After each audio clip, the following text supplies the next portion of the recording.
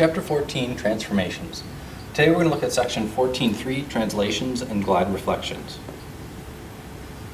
Our objective today will be to locate images of figures by translation and glide reflection. Translation, also called a glide, all points in a plane are moved the same distance in the same direction.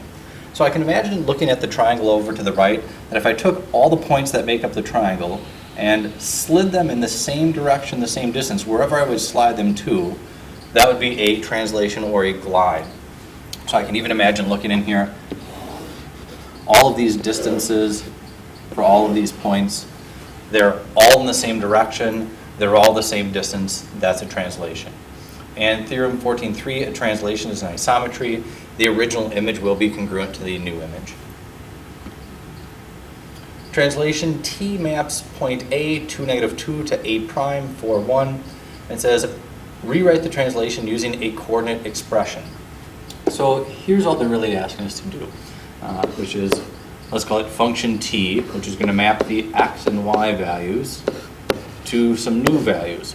Well, what happened? So if I come up above and actually look, I can notice that to get from this X value of 2 to an X value of 4, all that happened was adding 2. So if I'm writing this in my equation, it's just going to be that the X value, I add 2. If I then look at what happened to the Y value, from -2 to 1, we'll just add it on a 3. So the Y value, you just add on a 3. So there's rewriting it. So T of xy goes to x plus 2, y plus 3. Number 2, give the coordinates of b prime and c prime for b of 3, 2 and c of -1, 2. So I know that if I want to get my b prime, all I'm going to do is add 2 onto the x value. So 3 plus 2 is going to give me 5. And I'm going to add 3 onto the y value. So 2 plus 3 is also going to give me 5. And to get my c prime, I add 2 onto the x value. So adding 2 to -1 gives me 1. And I add 3 to the y value, and 2 plus 3 is going to give me a y value of 5. Part 3, what is the pre-image of d prime 0, 3? So in this case, I'm really thinking of what's the original, and here's how I'm going to think of that. I know that I'm going to take some number, add on 2, and it's going to end up equaling 0.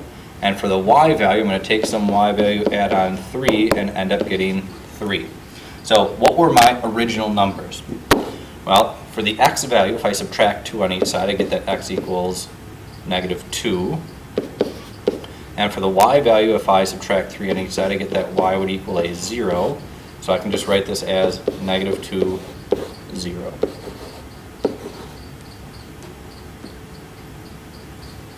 Glide reflection. A transformation in which every point P is mapped to point P prime by these steps. 1, a glide maps P to P prime, and then 2, a reflection in a line parallel to the glide maps P prime to P double prime. So if I look down below, here are really my 2 steps.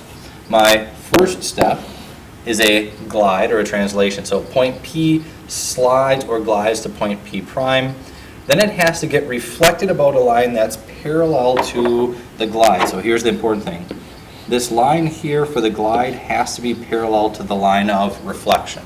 And then that's really my second step over here is P prime gets reflected about some line to come up with P double prime. So slide and then reflect about a line that's parallel to sort of the slide.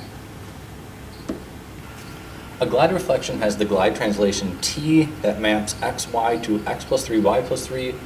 The line of reflection is line M with the equation y equals x. Number 1, find the image, point A prime, of A, -1, 2 under T. So if I look, all I'm really supposed to do is find A prime, which if I look up above tells me to add 3 to the x value and add 3 to the y value. So there it is. Let's graph them so we have something to look at. So my original A would be -1, 2. My A prime is 2, 5.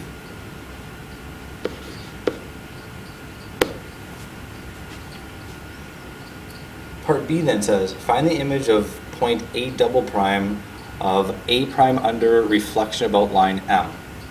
So let's look at our line. I know that my line has a y-intercept of 0 and a slope of 1. So I know it's going to go through the origin having a slope of 1. So I'm really going to get a line that looks something like this.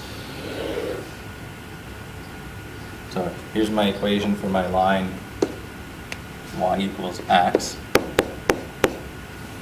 And now if I'm going to do the reflection of A prime about that line, I have two options. I can either remember that we were told if you do a reflection about the line y equals x, that the x and y values just sort of interchange each other. So A double prime, if A prime was 2, 5, I would change them around to 5, 2, and I could graph that.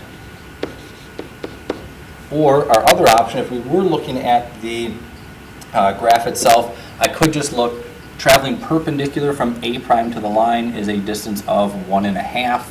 So if I kept going perpendicular another 1.5, I would end up at A prime. And then number 3 says, repeat for point B, which is negative 5, 5. So let's see what happens if we do that. So if B is negative 5, 5, first I want to find what B prime is. And I can use my equation up above, which lets me know add 3 to the x value, add 3 to the y value. So if I add 3 to each of those, I'd be at negative 2, negative 2. And if I just follow the rule that says exchange the x and the y value, I'd get negative 2, negative 2. And if we look at it on the graph, let's see what it would look like. So B is at negative 5, negative 5. B prime goes to negative 2, negative 2. So sort of the same slide or glide as up above. And then the reflection, since it's on the line of reflection, it happens to be its own reflection.